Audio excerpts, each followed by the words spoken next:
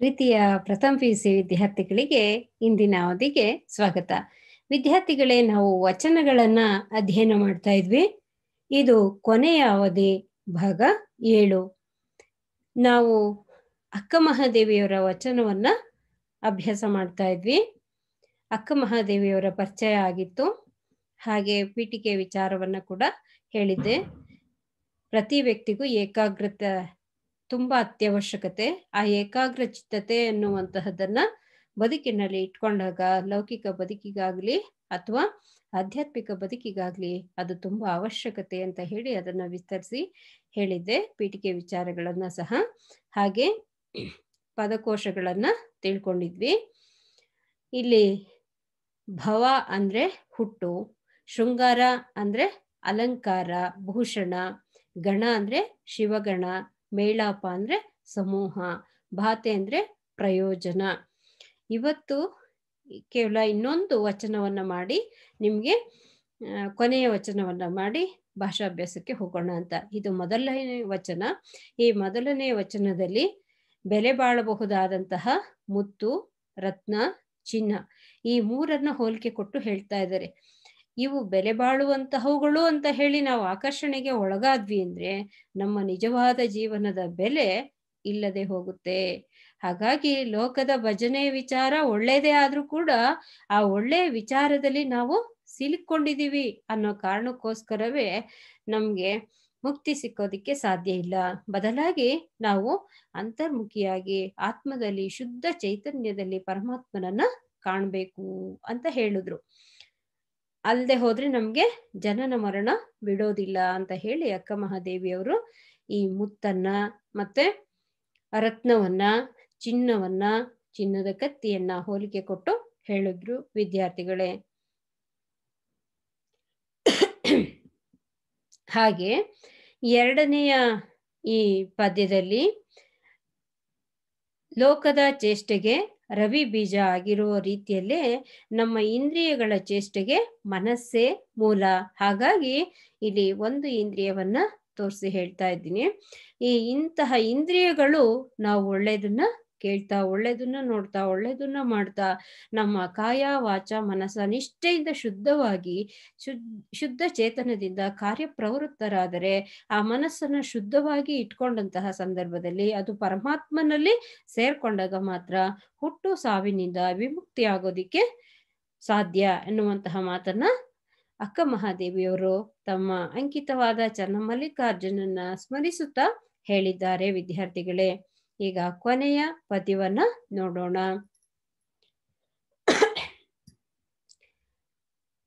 ಕಣ್ಗೆ ಶೃಂಗಾರ ಗುರು ಹಿರಿಯರ ನೋಡುವುದು, ಕರ್ಣಕ್ಕೆ ಶೃಂಗಾರ ಪುರಾತನರ ಸಂಗೀತಗಳ ಕೇಳುವುದು, ವಚನಕ್ಕೆ ಶೃಂಗಾರ ಸತ್ಯ ನುಡಿಯುವುದು, ಸಂಭಾಷಣೆಗೆ ಶೃಂಗಾರ ಸದ್ಭಕ್ತರ ನುಡಿಗಡಣ, ಕರಕ್ಕೆ ಶೃಂಗಾರ ಸತ್ಪಾತ್ರ ಕೀವುದು, ಜೀವಿಸುವ ಜೀವಕ್ಕೆ ಶೃಂಗಾರ ಗಣ ಮೇಳಾಪ, ಇವಿಲ್ಲದ ಜೀವಿಯ ಬಾಳುವೆ ಏತಕ್ಕೆ ಬಾತೆನಯ್ಯ ಚನ್ನಮಲ್ಲಿಕಾರ್ಜುನ ಅಂತ ಹೇಳ್ತಾ ಇದ್ದಾರೆ.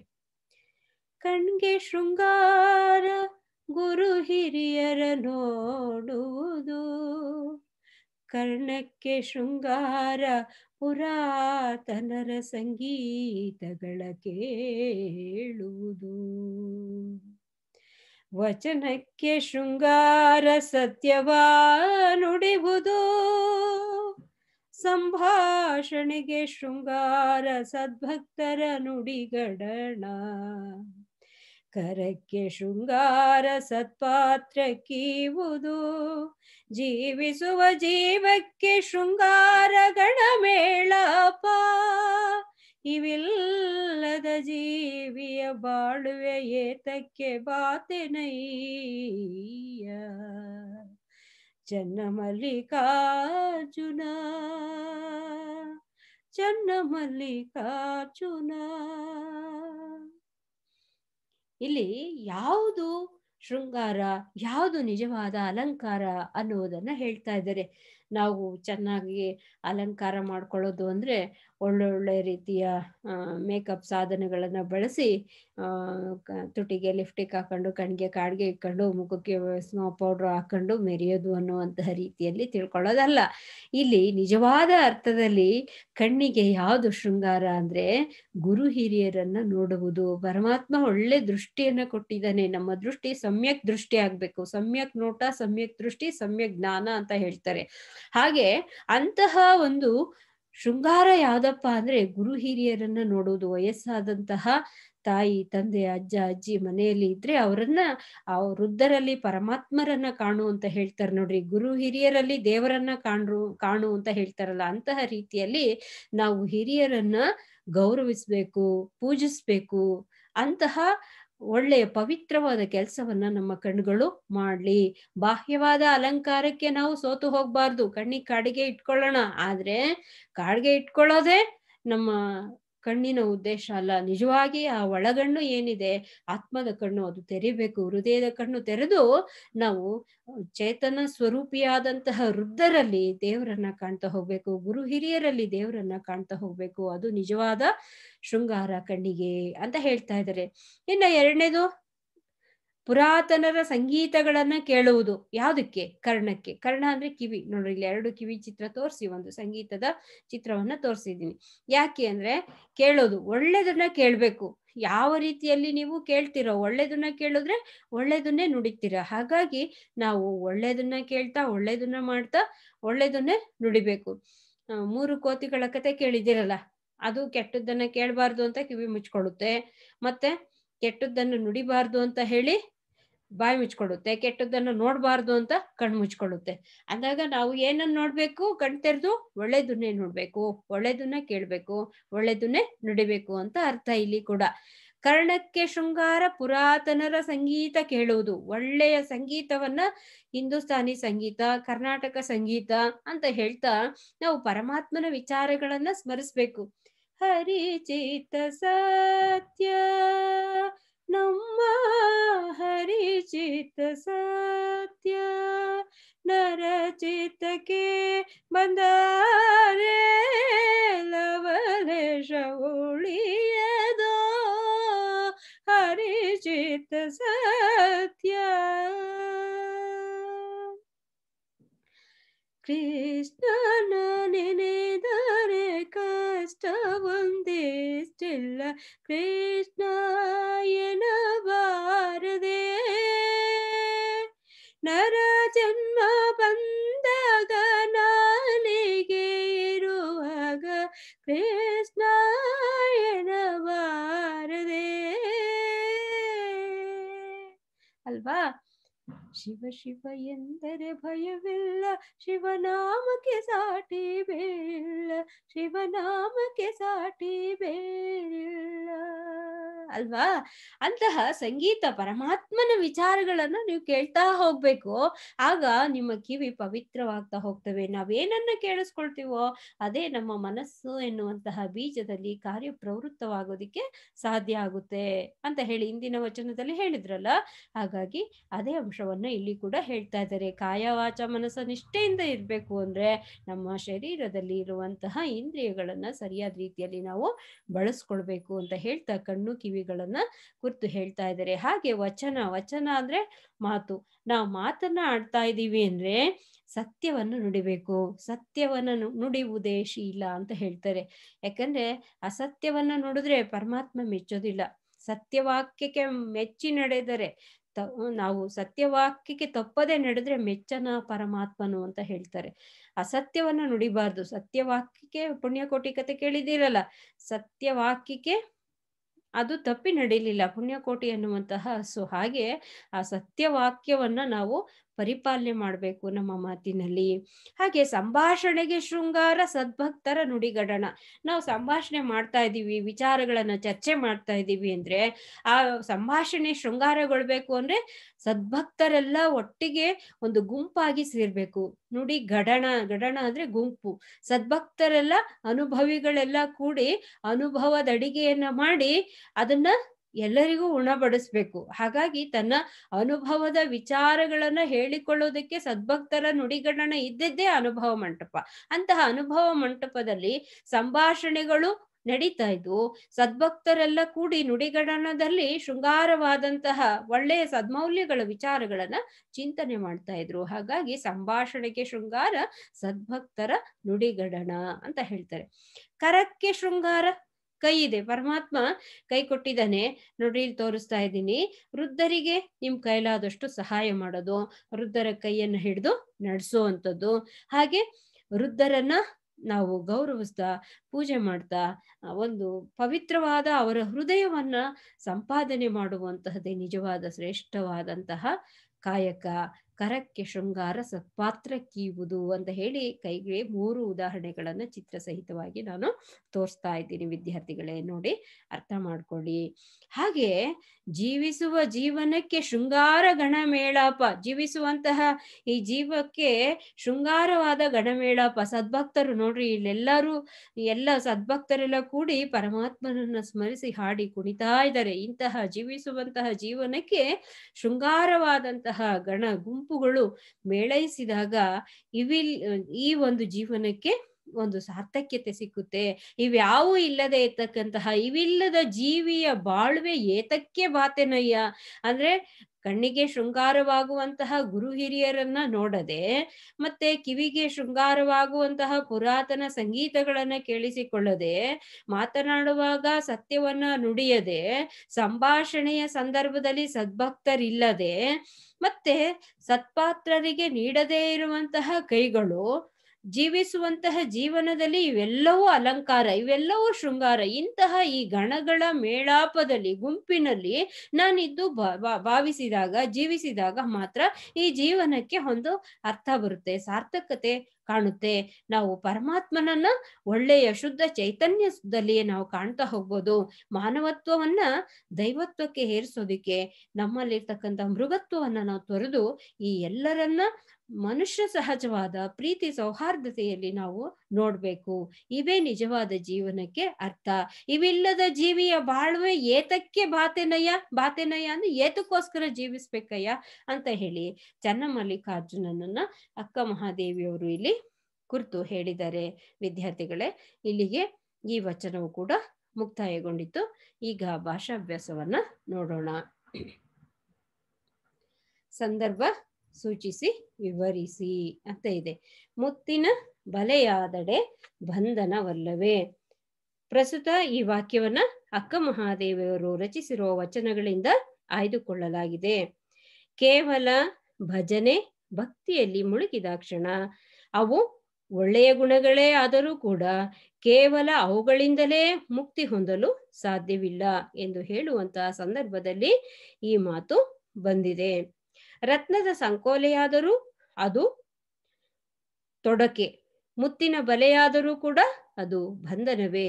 ಚಿನ್ನದ ಕತ್ತಿಯಿಂದ ಸತ್ತರೂ ಕೂಡ ಅದು ಸಾವೇ. ಅಂತೆಯೇ ಬರೀ ಭಕ್ತಿ ಭಜನೆಗಳನ್ನ ಮಾಡುವುದರ ಮುಖಾಂತರ ನಾವು ಜನನ ಮರಣಗಳಿಂದ ತಪ್ಪಿಸಿಕೊಂಡು ಮುಕ್ತಿಯನ್ನ ಹೊಂದಲು ಸಾಧ್ಯವಿಲ್ಲ ಎಂದು ವಿವರಿಸುವಂತಹ ಸಂದರ್ಭದಲ್ಲಿ ಪ್ರಸ್ತುತ ಈ ವಾಕ್ಯವನ್ನ ಹೇಳಿದ್ದಾರೆ. ಇಲ್ಲಿಯ ಸ್ವಾರಸ್ಯ, ಬೆಲೆ ಬಾಳುವಂತಹ ಯಾವುದೇ ವಸ್ತುಗಳಿದ್ದರೂ ಕೂಡ ಮುಕ್ತಿಯನ್ನ ಪಡೆಯಬೇಕಾದರೆ ಆತ್ಮ ಪರಮಾತ್ಮನಲ್ಲಿ ಐಕ್ಯವಾಗಬೇಕು. ಸದ್ಮೌಲ್ಯಗಳನ್ನ ನಾವು ಚಿಂತಿಸಿ ನಿಜವಾದ ಭಕ್ತಿಯಲ್ಲಿ ನಾವು ಭಕ್ತಿ ಮಾರ್ಗದಲ್ಲಿ ನಡೆದಾಗ ಮಾತ್ರ ಈ ಬಂಧನಗಳಿಂದ ನಾವು ವಿಮುಕ್ತಿಗೊಳ್ಳಬಹುದು ಎನ್ನುವ ಅಂಶವನ್ನ ಇಲ್ಲಿ ಅಕ್ಕ ಮಹಾದೇವಿಯವರು ಹೇಳಿದ್ದಾರೆ. ಏನಾಗೆ ಭಾವ ಉಂಟೆ. ಈ ವಾಕ್ಯವನ್ನ ಅಕ್ಕ ಮಹಾದೇವಿಯವರು ರಚಿಸಿರುವ ವಚನಗಳಿಂದ ಆಯ್ದುಕೊಳ್ಳಲಾಗಿದೆ. ಆತ್ಮ ಪರಮಾತ್ಮನಲ್ಲಿ ಒಂದಾದಾಗ ಮಾತ್ರ ಮುಕ್ತಿ ಸಾಧ್ಯ ಎಂದು ಹೇಳುವ ಸಂದರ್ಭದಲ್ಲಿ ಈ ಮಾತು ಬಂದಿದೆ. ಲೋಕದ ಚೇಷ್ಟೆಗೆ ರವಿ ಕಾರಣವಾದಂತೆ ತ್ರಿಕರಣಗಳ ಚೇಷ್ಟೆಗೆ ಮನವೇ ಕಾರಣ. ಅಂದ್ರೆ ಕಾಯ ವಾಚ ಮನಸ, ಆ ಮನವೇ ಆತ್ಮ. ಆ ಆತ್ಮ ನಿಮ್ಮಲ್ಲಿ ಒಂದಾದರೆ ನನಗೆ ಭವ ಉಂಟೆ ಎಂದ್ರೆ ಹುಟ್ಟು ಸಾವುಗಳು ಉಂಟೆ, ಅದನ್ನ ಮೀರಿದ ಮುಕ್ತಿಯೇ ನನ್ನದಾಗುತ್ತದೆ ಎಂದು ಹೇಳುವಂತಹ ಸಂದರ್ಭದಲ್ಲಿ ಪ್ರಸ್ತುತ ಈ ವಾಕ್ಯ ಬಂದಿದೆ. ಮೂರನೇ ಸಂದರ್ಭ, ಕರಕ್ಕೆ ಶೃಂಗಾರ ಸತ್ಪಾತ್ರ ಕೀಯುವುದು. ಈ ವಾಕ್ಯವನ್ನ ಅಕ್ಕ ಮಹಾದೇವಿಯವರು ರಚಿಸಿರುವಂತಹ ವಚನಗಳಿಂದ ಆಯ್ದುಕೊಳ್ಳಲಾಗಿದೆ. ಅಕ್ಕ ಮಹಾದೇವಿಯವರು ಎಂತಹ ಅಲಂಕಾರದ ಬದುಕು ಸಾರ್ಥಕ ಎಂದು ಹೇಳುವ ಸಂದರ್ಭದಲ್ಲಿ ಈ ಮಾತನ್ನ ಹೇಳಿದ್ದಾರೆ. ಗುರು ಹಿರಿಯರನ್ನ ನೋಡುವುದು ಕಣ್ಣಿಗೆ ಶೃಂಗಾರ, ಪುರಾತನರ ಸಂಗೀತವನ್ನ ಕೇಳುವಂತಹದ್ದು ಕಿವಿಗೆ ಶೃಂಗಾರ, ಸತ್ಯವನ್ನ ನುಡಿಯುವುದೇ ಸದ್ಭಕ್ತರ ನುಡಿಗಡಣ ಅನ್ನುವಂತಹ ಮಾತನ್ನ ಹೇಳುತ್ತಾ, ಮತ್ತೆ ಈ ಶೃಂಗಾರವನ್ನ ಹೊಂದಿರುವುದೇ ಜೀವನಕ್ಕೆ ಶೃಂಗಾರ, ಅದೇ ಸಾರ್ಥಕ ಬದುಕು ಎಂದು ವಚನಕಾರ್ತಿಯರ ಆಶಯ ಆಗಿದೆ ಅಂತ ಹೇಳ್ಬೋದು. ಈಗ ಒಂದು ವಾಕ್ಯದ ಪ್ರಶ್ನೆಗಳನ್ನ ನೋಡೋಣ. ಅಕ್ಕನು ಹೇಳುವ ತೊಡರು ಯಾವುದು? ಅಕ್ಕನು ಹೇಳುವ ತೊಡರು ರತ್ನದ ಸಂಕೋಲೆ. ರತ್ನದ ಸಂಕೋಲೆಯಾದರೆ ತೊಡರಲ್ಲವೇ ಅಂತ ಹೇಳಿದ್ರಲ್ವಾ. ಲೋಕದ ಚೇಷ್ಟೆಗೆ ಬೀಜವಾಗುವುದು ಯಾವುದು? ಲೋಕದ ಚೇಷ್ಟೆಗೆ ಬೀಜವಾಗುವುದು ರವಿ. ಭವ ಯಾವಾಗ ಕೆಡುವುದು?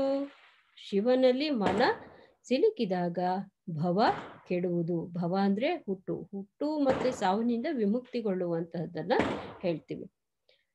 ಸತ್ಯವ ನುಡಿಯುವುದು ಯಾವುದರ ಶೃಂಗಾರವಾಗಬೇಕು? ಸತ್ಯವ ನುಡಿಯುವುದು ವಚನದ ಶೃಂಗಾರವಾಗಬೇಕು. ಐದನೇ ಪ್ರಶ್ನೆ, ಅಕ್ಕನ ವಚನಗಳ ಅಂಕಿತ ಯಾವುದು? ಅಕ್ಕನ ವಚನಗಳ ಅಂಕಿತ ಚನ್ನ ಮಲ್ಲಿಕಾರ್ಜುನ. 2-3 ವಾಕ್ಯಗಳಲ್ಲಿ ಉತ್ತರಿಸಿ. ರತ್ನ ಮತ್ತು ಮುತ್ತು ಏನನ್ನ ಸೂಚಿಸುತ್ತದೆ?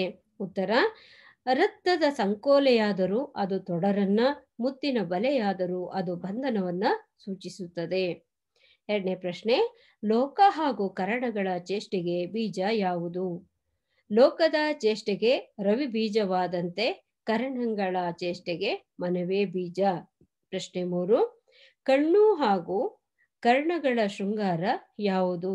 ಕಣ್ಣುಗಳಿಗೆ ಶೃಂಗಾರ ಗುರು ಹಿರಿಯರನ್ನ ನೋಡುವುದು, ಕರ್ಣಕ್ಕೆ ಶೃಂಗಾರ ಪುರಾತನ ಸಂಗೀತಗಳನ್ನ ಕೇಳುವುದು. 5-6 ವಾಕ್ಯಗಳಲ್ಲಿ ಉತ್ತರಿಸಿ. ಲೋಕದ ಭಜನೆಯಲ್ಲಿ ಸಿಲುಕಿದವರಿಗೆ ಮುಕ್ತಿ ಇಲ್ಲ ಎಂಬುದನ್ನ ಅಕ್ಕ ಮಹಾದೇವಿ ಹೇಗೆ ನಿರೂಪಿಸಿದ್ದಾಳೆ? ಉತ್ತರ, ಭಜನೆ ಭಕ್ತಿಗಳು ಒಳ್ಳೆಯ ಹವ್ಯಾಸಗಳೇ ಆದರೂ ಕೂಡ ಕೇವಲ ಭಜನೆಯಲ್ಲಿ ಸಿಲುಕಿದರೆ ಮುಕ್ತಿ ಇಲ್ಲ ಎಂಬುದನ್ನ ಅಕ್ಕ ಮಹಾದೇವಿ ಈ ರೀತಿಯಾಗಿ ವಿವರಿಸುತ್ತಾಳೆ. ಲೌಕಿಕ ಬಂಧನದಲ್ಲಿ ಸಿಲುಕಿದ ಭಕ್ತನಿಗೆ ಮುಕ್ತಿಯನ್ನು ಆತ ಹುಟ್ಟು ಸಾವುಗಳಿಂದ ತಪ್ಪಿಸಿಕೊಳ್ಳಲು ಸಾಧ್ಯವಿಲ್ಲ ಎಂಬುದನ್ನ ಅಕ್ಕ ಮಹಾದೇವಿ ಈ ರೀತಿ ವಿವರಿಸುತ್ತಾರೆ. ರತ್ನದ ಸಂಕೋಲೆಯಾದರೆ ಅದು ರತ್ನದ್ದು ಬೆಲೆ ಬಾಳುವಂತಹದ್ದು ಎಂಬ ಕಾರಣಕ್ಕೆ ತೊಂದರೆಯನ್ನ ಕೊಡದಿರುವುದಿಲ್ಲವೇ? ಹಾಗೆಯೇ ಮುತ್ತಿನ ಬಲೆಯಾದರೂ ಕೂಡ ಅದು ಬಂಧನವೇ ಅಲ್ಲವೇ? ಚಿನ್ನದ ಕತ್ತಿಯಲ್ಲಿ ತಲೆಯನ್ನ ಕತ್ತರಿಸಿದರೂ ಆತ ಸಾಯುತ್ತಾನೆ ಅಲ್ಲವೇ? ಚಿನ್ನದ ಕತ್ತಿ ಎಂದು ಸಾಯದೇ ಇರುತ್ತಾನೆಯೇ? ಹಾಗೆ ಲೋಕದ ಭಜನೆಯಲ್ಲಿ ಸಿಲುಕಿದಂತಹ ವ್ಯಕ್ತಿಗೆ ಭಜನೆಯಲ್ಲಿ ಮುಳುಗಿದರೆ ಆ ವಿಚಾರ ಒಳ್ಳೆಯದೇ ಆದರೂ ಕೂಡ ಜನನ ಮರಣಗಳಿಂದ ಬಿಡಿಸಿಕೊಂಡು ಹೋಗಲು ಸಾಧ್ಯವಿಲ್ಲ ಎಂದು ವರ್ಣಿಸುತ್ತಾಳೆ. 2ನೇ ಪ್ರಶ್ನೆ, ಹುಟ್ಟು ಸಾವನ್ನ ಮೀರುವುದು ಹೇಗೆಂದು ಅಕ್ಕ ಮಹಾದೇವಿ ತನ್ನ ವಚನಗಳಲ್ಲಿ ವಿವರಿಸಿದ್ದಾಳೆ. ಹುಟ್ಟು ಸಾವನ್ನ ಮೀರುವುದು ಎಂದರೆ ಮುಕ್ತಿಯನ್ನು ಹೊಂದುವುದು ಎಂದರ್ಥ. ಆ ಪರಮಾತ್ಮನಲ್ಲಿ ಒಂದಾದಾಗ ಮಾತ್ರ ಮುಕ್ತಿ ಸಾಧ್ಯ. ಲೋಕದ ಚೇಷ್ಟೆಗೆ ಆ ರವಿಯೇ ಮೂಲವಾದಂತೆ ತ್ರಿಕರಣಗಳು ಕಾಯ ವಾಚ ಮನಸ ಅಂದರೆ ದೇಹ ಮಾತು ಮನಸ್ಸು ಇವುಗಳ ಕ್ರಿಯೆಗೆ ಆತ್ಮವೇ ಮೂಲ.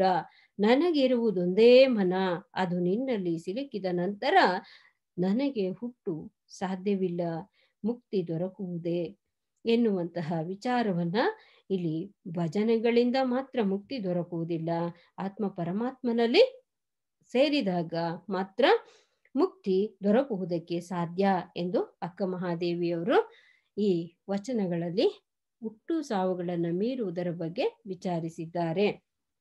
ಇನ್ನು ಪ್ರಶ್ನೆ 3, ಬದುಕು ಸಾರ್ಥಕವಾಗಬೇಕಾದರೆ ಯಾವ ಅಂಶಗಳು ಇರಬೇಕೆಂದು ಅಕ್ಕ ಮಹಾದೇವಿ ಹೇಳುತ್ತಾಳೆ? ಬದುಕು ಸಾರ್ಥಕವಾಗಬೇಕಾದರೆ ಅಕ್ಕ ಮಹಾದೇವಿಯವರು ಈ ರೀತಿ ಹೇಳುತ್ತಾರೆ.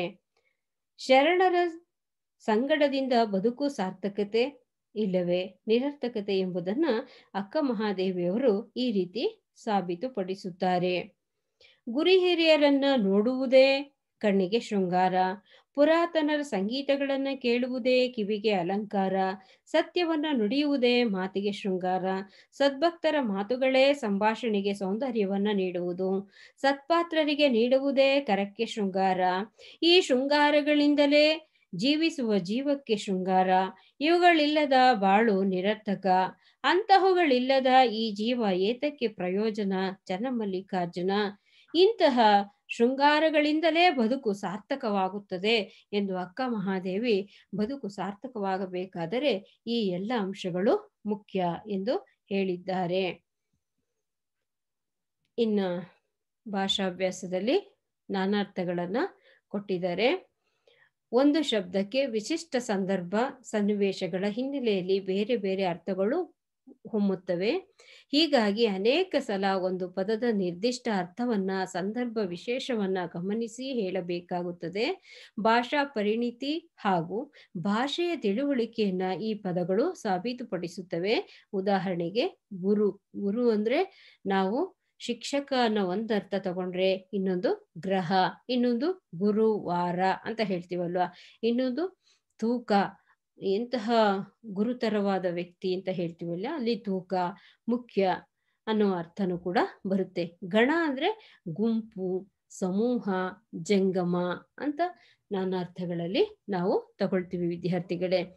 ಆಕರ ಶಿವಶರಣೆಯರ ವಚನಗಳು ಸಂಪುಟ 5, ಸಂಪಾದಕರು ಡಾಕ್ಟರ್ ವೀರಣ್ಣ ರಾಜೂರ, ಕನ್ನಡ ಮತ್ತು ಸಂಸ್ಕೃತಿ ಇಲಾಖೆ ಬೆಂಗಳೂರು. ಇವರು ಸಂಪಾದನೆ ಮಾಡಿರ್ತಕ್ಕಂತಹ ಕೃತಿಯಿಂದ ಪ್ರಸ್ತುತ ಈ ವಚನಗಳ ಸಾಲನ್ನ ಆಯ್ದುಕೊಳ್ಳಲಾಗಿದೆ. ಮಾನವ ಜನ್ಮ ದೊಡ್ಡದು, ಇದ ಹಾನಿ ಮಾಡಿಕೊಳ್ಳಬೇಡಿ ಹುಚ್ಚಪ್ಪಗಳಿರ ಅಂತ ಹೇಳಿ ಪುರಂದರದಾಸರು ಹೇಳಿದ್ದಾರೆ ವಿದ್ಯಾರ್ಥಿಗಳೇ. ಈ ಮಾನವ ಜನ್ಮ ಅಪರೂಪವಾದಂತಹದ್ದು. ಅಂತಹ ನರಜನ್ಮವನ್ನ ನಾವು ಹರಜನ್ಮವಾಗಿಸ್ಕೊಳ್ಬೇಕು, ಪವಿತ್ರವಾದಂತಹ ಕೆಲಸವನ್ನ ಮಾಡಬೇಕು, ಒಳ್ಳೆ ವಿಚಾರಗಳನ್ನ ನಾವು ತಿಳ್ಕೊಳ್ಬೇಕು ಅನ್ನುವಂತಹ ಅಂಶವನ್ನ ಪುರಂದರದಾಸರು ವಚನಗಳಲ್ಲಿ ಹೇಳಿದ್ದಾರೆ. ಆ ಮಾತನ್ನ ದಾಸ ಸಾಹಿತ್ಯ ಮತ್ತು ವಚನ ಸಾಹಿತ್ಯ ಎರಡೂ ಕೂಡ ಸಮಾನವಾದ ತೂಕದ ತಕ್ಕಡಿಗಳಿದ್ದ ಹಾಗೆ, ಎರಡೂ ಕೂಡ ಒಂದೇ ವಿಚಾರಗಳನ್ನ ಬೇರೆ ಬೇರೆ ರೀತಿಯಲ್ಲಿ ಹೇಳ್ತವೆ. ಅಂತಹ ಅಂಶಗಳನ್ನ ಪುರಂದರದಾಸರು, ದಾಸರೆಂದರೆ ಪುರಂದರದಾಸರಯ್ಯ ಅಂತ ಹೇಳಿ ತಮ್ಮ ಗುರುಗಳಾದಂತಹ ವ್ಯಾಸರಿಂದಲೇ ಹೊಗಳಿಸ್ಕೊಂಡಂತಹ ಪುರಂದರದಾಸರು ಈ ಮಾತನ್ನ ಹೇಳಿದ್ದಾರೆ. ತುಂಬಾ ಅನುಭಾವಿ ವ್ಯಕ್ತಿಗಳು. ಅನುಭವಕ್ಕೂ ಅನುಭಾವಕ್ಕೂ ವ್ಯತ್ಯಾಸ ಇದೆ ವಿದ್ಯಾರ್ಥಿಗಳೇ. ಅನುಭವ ಅಂದ್ರೆ ಲೌಕಿಕ ವಿಚಾರಗಳ ಬಗ್ಗೆ ತಿಳ್ಕೊಳ್ಳುವಂತಹದ್ದು. ಈಗ ಒಂದ್ ಕೈ ಸುಟ್ಕೊಂಡ್ರಿ ಅದೊಂದು ಅನುಭವ, ಅಥವಾ ಚೆನ್ನಾಗಿ ಮಾರ್ಕ್ಸ್ ತಗೊಂಡ್ರಿ ಒಂದ್ ಅನುಭವ, ಅಥವಾ ಇನ್ಯಾರ ಹತ್ರನಾದ್ರೂ ಒದೆ ತಿಂದ್ರಿ ಅದೊಂದು ಅನುಭವ. ಇದು ಲೌಕಿಕ ವಿಚಾರಗಳ ಅನುಭವಗಳು. ಆದ್ರೆ ಅನುಭಾವ ಅಂದ್ರೆ ಆಧ್ಯಾತ್ಮಿಕ ವಿಚಾರಗಳನ್ನ, ಪರಮಾತ್ಮನ ಬಗ್ಗೆ ತಿಳ್ಕೊಳ್ಳುವಂತಹ ಅಂಶಗಳನ್ನ ಅನುಭಾವ ಅಂತ ಹೇಳ್ತೀವಿ. ಹಾಗೆ ಅಕ್ಕ ಮಹಾದೇವಿ ಕೂಡ ಒಬ್ಬ ಅನುಭಾವಿ ಕವಯತ್ರಿ. ಹಾಗೆ ಪುರಂದರದಾಸರು ಕೂಡ ಅನುಭಾವಿ ದಾಸರು ಅಂತ ಹೇಳ್ತೀವಿ. ಇವರೆಲ್ಲರ ವಿಚಾರಗಳನ್ನ ತಿಳಿದುಕೊಳ್ಳೋದಕ್ಕೆ ತುಂಬಾ ಖುಷಿ ಇತ್ತು ವಿದ್ಯಾರ್ಥಿಗಳೇ. ನಿಮ್ಗೂ ಅರ್ಥ ಆಗಿದೆ ಅಂತ ಭಾವಿಸ್ತೀನಿ. ಅದೇ ರೀತಿಯಲ್ಲಿ ನೀವು ಚೆನ್ನಾಗಿ ಓದಿ ಒಳ್ಳೆ ಮಾರ್ಕ್ಸ್ ತಗೊಳ್ಳಿ. ಇದು ತುಂಬಾ ಸುಲಭವಾಗಿರ್ತಕ್ಕಂತಹ ಚಾಪ್ಟರ್, ಯಾವುದೇ ರೀತಿ ಕಷ್ಟ ಇಲ್ಲ. ಧನ್ಯವಾದಗಳು ವಿದ್ಯಾರ್ಥಿಗಳೇ. ಚೆನ್ನಾಗಿ ಅಭ್ಯಾಸ ಮಾಡಿ.